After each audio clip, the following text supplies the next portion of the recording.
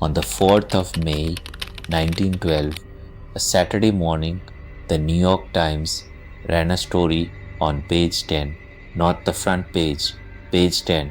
The headline read, 18 skeletons of gigantic men unearthed near Lake Delavan, Wisconsin. The dig had been conducted by the Phillips brothers, a team of two amateur archaeologists near the shores of Lake Delavan. The report stated that the smallest skeleton measured 7 feet 2 inches from heel to crown. The largest, they did not print the number. The report also stated, and I want you to stay with me on this specific word, the report stated that the excavation site had been photographed. Those photographs have never been displayed, not once, not in any museum, not in any university archive, not in any follow-up publication. They were taken, they were real, and then they were gone. This is not a story about giants. This is a story about what happens to the evidence. I want you to understand something about how photography worked in 1912. In that era, photographs were not digital files stored on servers. They were glass plates, heavy, fragile, irreplaceable negatives coated in light-sensitive silver emulsion. To lose one was not an accident of hard drive failure. To lose one, you had to physically remove it from wherever it was stored. Someone had to pick it up, someone had to carry it out of the room. The record suggests the Lake Delavan photographs were sent to the Smithsonian Institution's Bureau of American Ethnology in Washington, D.C. sometime in late 1912. The Bureau logged thousands of field submissions that year. Their annual report for 1912-1913 runs to 483 pages. The Lake Delavan photographs are not mentioned. Not once, not a rejection note, not a filing reference, not an accession number. The silence itself is a kind of evidence. But here is where this specific investigation diverges from every other version of this story you may have seen. Most people, when they discuss giants, start with the photographs that were allegedly faked, or they start with modern internet hoaxes. I am not starting there. I am starting with the moment the photograph was confirmed real and then asking what happened immediately afterward. Because this is a pattern, and once you see the pattern, you cannot return to not seeing it. Let me give you 4 cases, not theories, cases with documented dates and documented sources. Case 1, Miamisburg, Ohio, 1872. A burial mound on the property of a farmer named Abraham Lozier was excavated by a local historical society. The Ohio State Journal reported on August 14, 1872, that the remains of a giant of unusual proportions, estimated at over 8 feet, had been recovered along with bronze ceremonial objects. The report specifically mentions that a photographer by the name of Hollis Crane was present at the site. A photograph was taken. The Ohio State Historical Society, when queried in the 1970s by a researcher named Ross Hamilton, and I am citing his 2001 monograph here, confirmed that no photograph matching this description exists in their holdings. Hollis Crane's name appears in the 1870 Ohio census. He was a working photographer in Columbus. He owned a studio. His studio records were never archived. Case 2, Williamson County, Illinois, 1891. The Saline County Republican, June 3, 1891, reported that workers digging a drainage ditch struck a stone-lined burial chamber containing a skeleton measuring 9 feet 4 inches. The local county clerk, a man named Elias Harper, arranged for documentation. He wrote in his own clerk's log, and this log does survive. It is held at the Illinois State Archives. He wrote, specimen photographed, 2 prints made, one forwarded to the State Museum at Springfield. The State Museum in Springfield, which became the Illinois State Museum, has been asked about this submission on multiple occasions. Their response, consistent across decades, no such submission is on record. Elias Harper's log entry is dated, his signature is verified. His handwriting matches other entries in the same volume. The photograph he sent does not exist in the place he sent it. Case 3. Lovelock, Nevada, 1912. The same year as Lake Delavan. The same year, the Lovelock Cave excavation conducted by the University of California produced skeletal remains described in the field notes of late archaeologist Llewellyn Loud as significantly larger than any contemporary human remains on record. Loud's personal field photographs taken with his own equipment were shipped to the university's anthropology department in Berkeley. His published report, issued in 1929 as University of California Publications in American Archaeology and Ethnology, Volume 25, which you can verify it exists, it is in print. His published report does not contain the field photographs. His manuscript draft, held at the Bancroft Library, contains marginal notations in his own hand. One reads, "Photographs withheld per department instruction." He wrote that himself. He wrote it in pencil in the margin on page 34 of the draft. The record suggests he knew exactly what had happened to them. Case 4, the one that started this channel's name. In 1891, the same year as Williamson County, the Smithsonian Institution's Bureau of Ethnology received a field submission from a surveyor working in the mound regions of the Ohio River Valley. The submission included skeletal remains and 2 glass plate photographs. The submission was assigned an accession number 87,341. That number appears in the Bureau's own intake ledger for 1891. You can view a photographed copy of that ledger page in the archives of the National Anthropological Archives in Suitland, Maryland. Accession number 87,341. When researchers have attempted to locate the physical materials corresponding to that accession number, the file reads redacted, not missing, not lost, not unlocated, redacted. That word is not an accident. Someone typed it, someone filed it, someone chose that word specifically, and that is why this channel exists. I want to be precise about something before we continue. I am not telling you that the Smithsonian Institution is an evil organization. I am telling you something more specific than that and more uncomfortable. I am telling you that between 1879 and 1921, the Bureau of American Ethnology operated under a series of directives that shaped what was and was not included in published reports. This is not speculation. The Bureau's administrative history, compiled internally in 1967, acknowledges that field submissions were subject to editorial and interpretive review before accession. The phrase they used was editorial and interpretive review. In a government archive, that phrase has a meaning. It means someone read it first and someone decided what to do with it. In 1881, the Bureau employed a man named Cyrus Thomas to lead the Division of Mound Exploration, the single largest archaeological survey of Native American burial mounds ever conducted in the United States. His team excavated 2,000 mounds across 24 states over the course of 12 years. His final report, published in 1894, runs to 730 pages. In those 730 pages, not one skeleton is described as anomalously large. Not one, but I want you to sit with this number for a moment.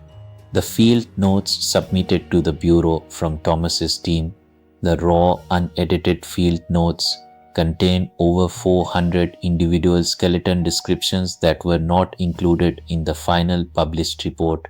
400. Those field notes are real. Researchers have accessed them. They are stored in the National Anthropological Archives. The published report, the one that went to libraries, universities, and schools, does not reflect what was actually found. The record suggests a publication was not a summary, it was a selection. Now let us return to the photographs specifically. because this is where the story becomes something I cannot explain away.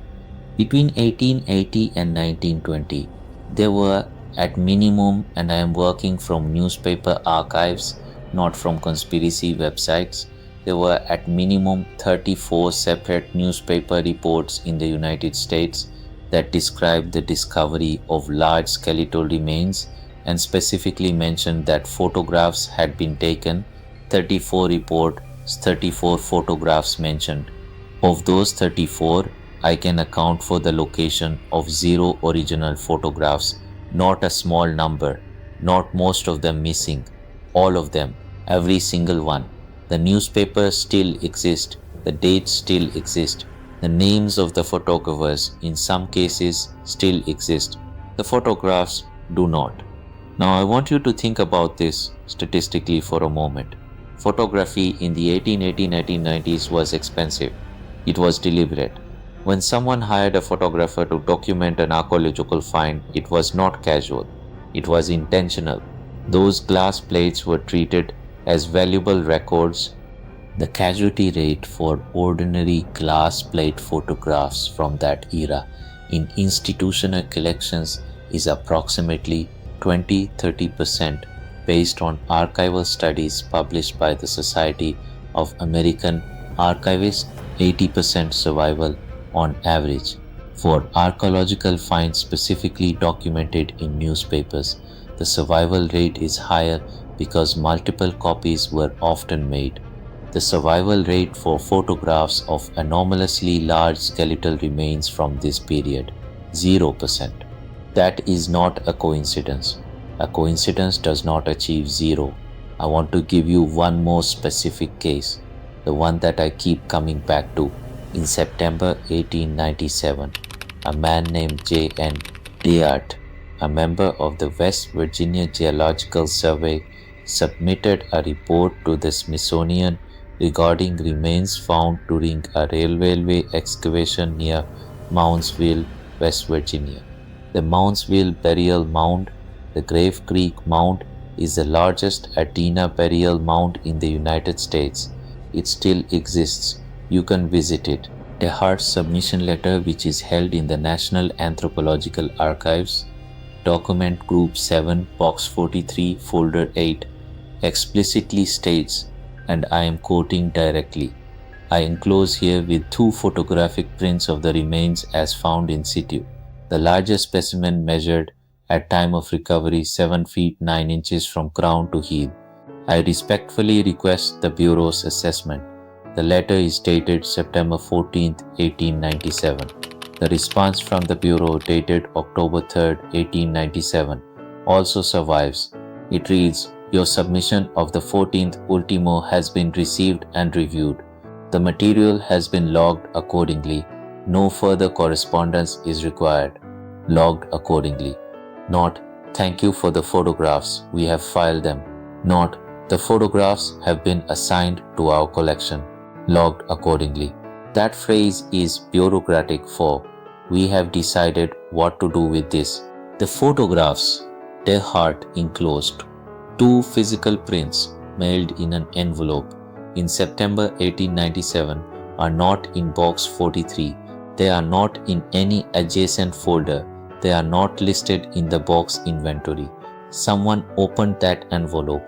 Someone looked at those photographs and someone made a decision. Here is the pattern I need you to see. It is not that photographs were lost.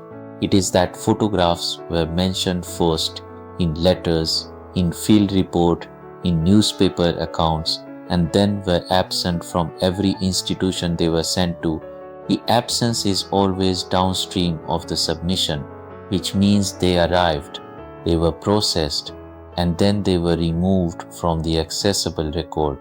This is what redaction looks like in physical form.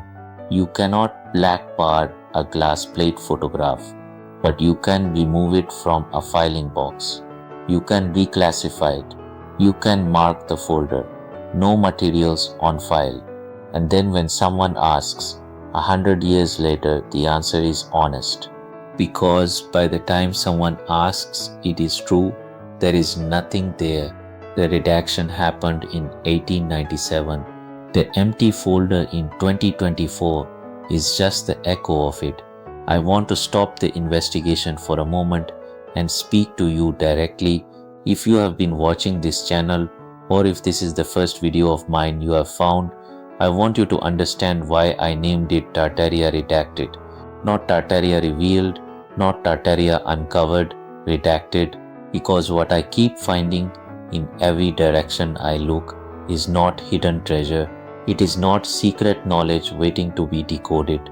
What I keep finding is the shape of the removal, a folder with corner mounts and no photograph, a ledger entry with an accession number that leads nowhere, a published report that accounts for less than half of what the field notes describe. The thing itself is gone. What remains is the outline of where it was. And in my experience, the outline is enough. Because someone had to create the outline. Someone had to remove the thing that once filled it. That act of removal is the most important document we have. It tells us that someone at some specific point in history looked at this evidence and decided this cannot be known. Not this is insignificant. Not this is a mistake. This cannot be known. The decision to redact something is a confession. It is a confession that the thing being redacted was real. So let me end where I began. May 4th, 1912, Lake Delavan, Wisconsin. 18 skeletons, photographs taken. The New York Times printed the story on page 10. Not the front page, page 10. I've thought about that detail longer than I probably should have. Page 10 is where a story goes when someone wants it to exist in the record but not to be noticed. It happened, it was printed, it is documented, and it led nowhere that any of us can follow.